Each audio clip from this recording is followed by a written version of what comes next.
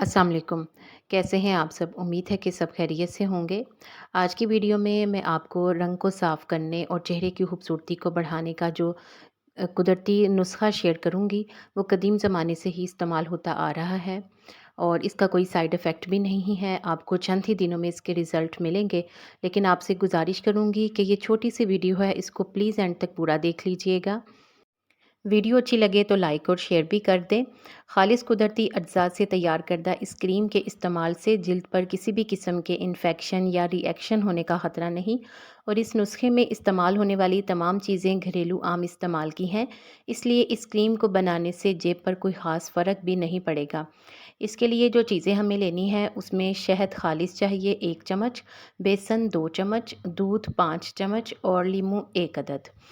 सबसे पहले हमने पहली 3 चीज़ों को अच्छी तरह से मिलाकर एक पेस्ट बना लेना है। यानी हमें शहद, दूध और बेसन को मिलाना है और एक पेस्ट तैयार कर लेना है। फिर अपने चेहरे को नीम गर्म पानी से धो लें ताकि तमाम धूल मिट्टी साफ़ हो जाए। अब इस तैयार करदा पेस्ट को चेहरे पर लगाएँ और आरामदेह हालत में 20 मिनट तक बैठ जाएँ। और इस अमेज़े को चेहरे पर सूखने दें। जब ये खुश्क होने लगे तो चेहरे का मसाज शुरू कर दें, लेकिन हल्के हाथों से मसाज करें और मसाज करते हुए इस पेस्ट को उतार लें। जब ये पेस्ट उतर जाए तो लीमू का रस ले लें और इसे रुई की मदद से चेहरे पर लगा लें और रुई की मदद से ही चेहरे पर इसका मसाज शुरू करें। थोड़ी देर के बाद चेहरे को धो लें। आप देखेंगे कि पहले ही दिन के इस्तेमाल से चेहरे की रंगत में काफ़ी फ़र्क नज़र आएगा और तीसरे ही दिन तो आपको ज़बरदस्त निखार देखने को मिलेगा। मुझे उम्मीद है कि आपने वीडियो को लाइक कर दिया होगा। मज़ीद अच्छी-अच्छी टिप्स को जानने के लिए मेरे चैनल को प्लीज़ सब्सक्राइब कर दें।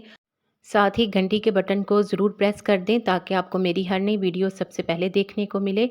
वीडियो को देखने का शुक्रिया। जज़ाकल्लाह।